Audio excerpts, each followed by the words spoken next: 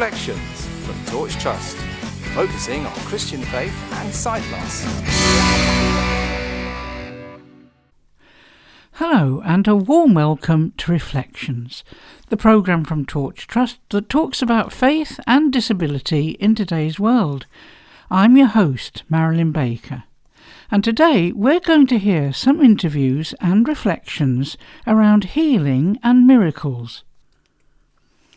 Healing is a bit of a controversial topic in the disabled community. Unwanted prayers of healing are often thrust upon disabled people by well-meaning Christians who don't think to stop and ask whether they'd actually like to be prayed for in this way. Some people would like to be healed, with some claim to have been healed, though not cured. There are as many thoughts and opinions on the subject as there are people. We've seen many people healed in different ways, I have certainly, and especially emotional and heart healing, because salvation is about helping people to enter into wholeness. But here to offer her perspective, both as a blind person and as an ordained priest, is Melissa Carter. Here's part 1 of her interview with producer Lynn Davies. Let me just ask you the kind of obvious first question. Do you want to be healed? Yeah, I get this asked quite a lot. Or I think quite often I also get asked particularly since I've been a priest, of how can I be a priest because I haven't been healed and believing in God. But actually I think when I was younger, particularly when I first lost my sight, which was from about 8, I think my automatic response would have been, yes, of course I want to be healed. Life is easier if you can see. So, and you knew the difference as well, didn't you? Because you had been sighted before, and all of a sudden you became blind, and you had to adjust quite a lot of things. Particularly at the beginning when I was younger, because both my mum and my sister had sight problems. They were partially sighted from birth. So because I could see, I'd had all these plans of, obviously I was going to drive and help them get round and all the things. Oh. And I was going to become a nurse and help people. And so obviously I felt the loss very keenly of what I couldn't then do as someone who was visually impaired. But I think as I've gone through life, I think I would change my response now would be, I want God to help me live the best life I can and the life that he wants for me. And actually for me, I would say I have been healed because of God giving people skills to develop technology. Like today we're using computers with speech software on it. Okay, I'm in between at the moment, but he's helped people to train guide dogs, and obviously other people with long cane skills and things. I'm independent, I'm mobile now because of those other people, those gifts that other people have had to help me get around with long canes and training in guide dogs. So I think through that I would say I have been healed because I am living what I think is a pretty good life. Obviously, yes, you said there's always those days when you're waiting for the bus and it's chucking it down with rain or freezing cold, and you sort of think, oh, I wish I could just see and jump in a car and drive. But actually that's not what makes life. It's my walk with God, and I know I can trust him implicitly. When I was training with, I think it was my second guide dog, the instructor sort of said to me, how do you cross a road? How do you decide when it's safe? Because those of you who've got guide dogs, you'll know that you have to make the decision when to cross the road. You still have to listen and things. It's not just the dog doing it. They do have a bit of traffic awareness sort of trained into them, but it's your decision as to when to say to cross the road. And I sort of said to him, well, obviously I sort of listen carefully at the directions and things, and then I pray, step out. He kind of was a little bit unsure, and it was it's always that prayer. I'm the same. I'm kind of like, when I'm going to cross the road, and I'm a long cane user, but I always say, dear God, please, I still want to be alive when I cross this road. Yeah, it is that thing of prayer doesn't mean we're going to go out and do something stupid, but I do believe that whether I'm sighted or not, God is watching over me and protecting me and guiding my life. And there's experiences I've had throughout my life, which actually some of them I've only had because I've been visually impaired, and they've brought that fullness to life. I think I always, particularly now, I really hold on to where Christ says, I've come to bring life, and life in all its fullness. And I think when we look at different things, we can still have life in all its fullness despite being visually impaired or blind.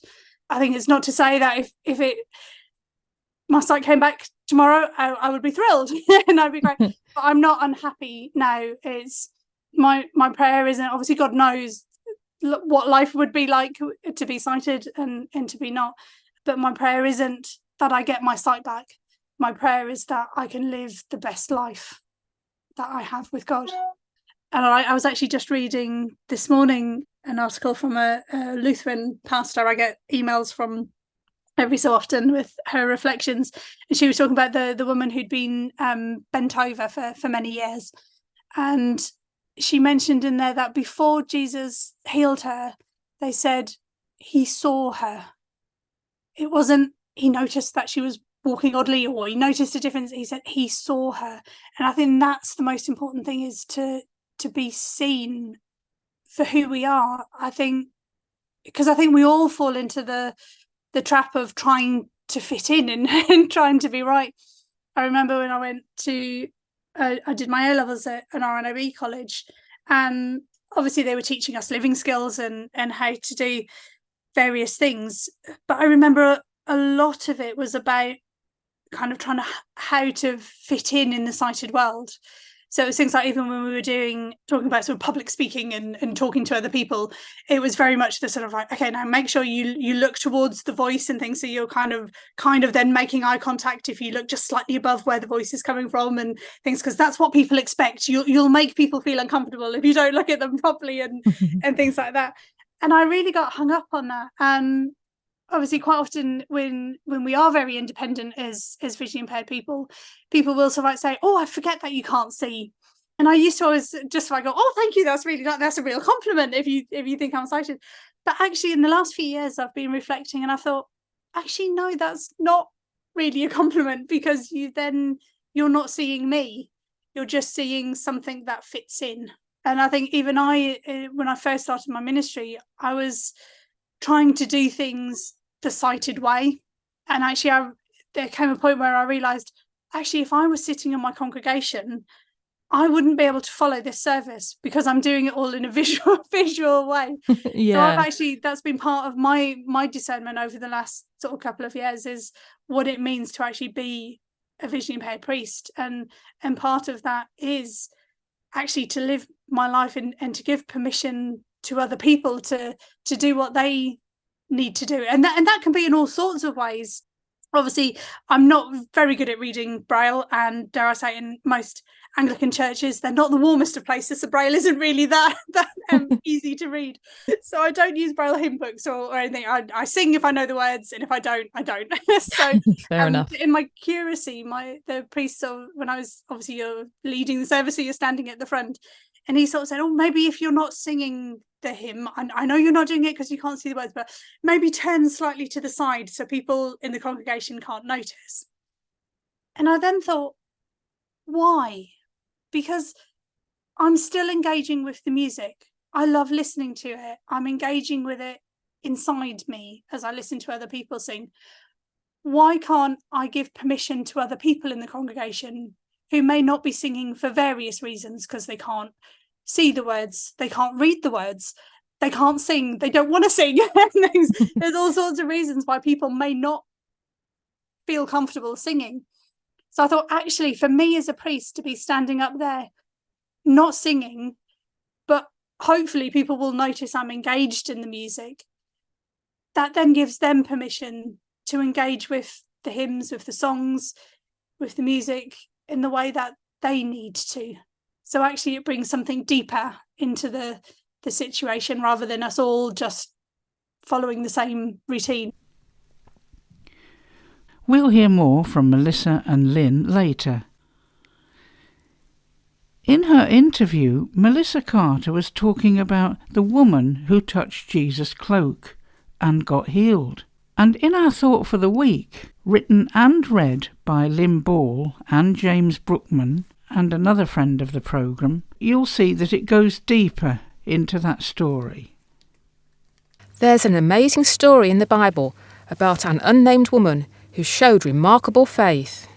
A woman was there who had been subject to bleeding for 12 years. She had suffered a great deal under the care of many doctors and had spent all she had. Yet instead of getting better, she grew worse. When she heard about Jesus, she came up behind him in the crowd and touched his cloak, because she thought, "If I just touch his clothes, I will be healed." Immediately her bleeding stopped, and she felt in her body that she was freed from her suffering. Jesus said to her, "Daughter, your faith has healed you. Go in peace and be freed from your suffering." If I can just touch his clothes, thinks this sick woman, I will be healed. Someone in her situation, chronically sick for many years, would definitely have been powerless, vulnerable. She has used up all her money trying to find a cure for her sickness. All that she has left is a little bit of hope. Hope for a miracle. Maybe she has heard that there is a travelling preacher who has healed people. She is hoping that the healing might reach her. No doubt, if she had shared this hope with others, they might have told her that she was a nobody, and that she was crazy to imagine Jesus would notice her. I think the fear of being a nobody keeps many people from coming to God. They may have seen believers as being better people, or cleaner, or neater, or more certain of life. And so they don't want to come forward out of the crowd to reach out to him, even though they desperately need him. But Jesus commended this poor sick woman for her act of faith. St. Paul says in one of his New Testament letters, "Without faith it is impossible to please God, because anyone who comes to him must believe that he exists and that he rewards those who earnestly seek him." And now let's return to part 2 of Lynn's conversation with Melissa Carter. For me, I think healing comes very closely linked with wholeness. I always talk of healing and wholeness, because I think the wholeness word adds a slightly different dimension, because I think you can be whole spiritually, you can be whole within yourself, even if your physical body is broken in some way, absolutely, or has issues. And I think that's where our faith can bring us, and it's that deep inner healing, because the wholeness of ourselves, the peace we can find with God, with us in the storm of whatever illness or disability we're experiencing, can help to bring that wholeness and that sense of identity. I think it's within us that we find ourselves, isn't it? We are not the outside or our physical body. We are deeper than that. It's our very being. So if somebody comes to you and says, Melissa, I really want you to pray for healing for me, how do you go about dealing with such a request? I've always been very careful, as much as I believe in the power of prayer. I believe God can do whatever he wants to. He is able to physically heal at an instant. Things can happen. Miracles do happen. I believe God is a miracle worker. But I don't think when we pray, can dictate to him. I always remember the phrase of not testing God. And I think we can't do that. We can say, we know God loves us. We know God wants the best for us. He wants healing for us. But we can't say, God, I want you to fix this bit of me. I want you to say, I want you to give me my sight back now. I want you to heal this broken leg and things. Make me walk. Because that's testing God. That's saying, I want proof. I want you to do this now. But what we can do is pray, or what I personally do is that I know, again, other people will pray in different ways. But for me, I pray that God is with that person in this situation, that God will bring his healing into their lives, bring them peace and strength, patience, because sometimes healing isn't instant. It takes time. Even in the miracles Jesus performed, some of them, one of the sight healings was in a couple of stages, wasn't it? There was at one point the person could see people look like trees, and then Jesus did a bit more, and it did. So sometimes we need patience in a situation. So that's what I do, is I will say to someone that I will pray for the situation they are in and lift that to God, rather than actually, even though they may want me to say those words of God heal this person, I just say, God, I trust in your healing power, in your grace, in your work in our lives. Bring wholeness. As you said, for me, it's that wholeness. Bring that into this person's life. And usually I think that's what people want, because I think actually it's people just want to know you've heard them and you've seen them. I think that's so important, is knowing people's needs and walking alongside them. If you enjoyed the interview with Melissa Carter, you can find the full episode on our podcast Insights from Torch Trust, which is available on your smartphone, smart speaker, or on our website. I'm sorry to say we're out of time for this week, but we'll be back next week with more stories and reflections. And don't forget, if you're blind or partially sighted and would like to learn more about any of the services provided by Torch, including the Hope for All project, signing up for the Lent course, our Torch Together holidays, our accessible books and resources, or our other groups, our client services team would be very happy to speak with you. The number to call for information and for song requests is 01858 438 260. That's 01858 438 260. Or you can email info@torchtrust.org. You can also find us on social media. Just search for Torch Trust on Facebook, Twitter, Instagram and YouTube. We hope you've enjoyed this episode of Reflections. So until next week, from me, Marilyn and everyone on the Reflections team, goodbye and God bless. You've been listening to Reflections from Torch Trust.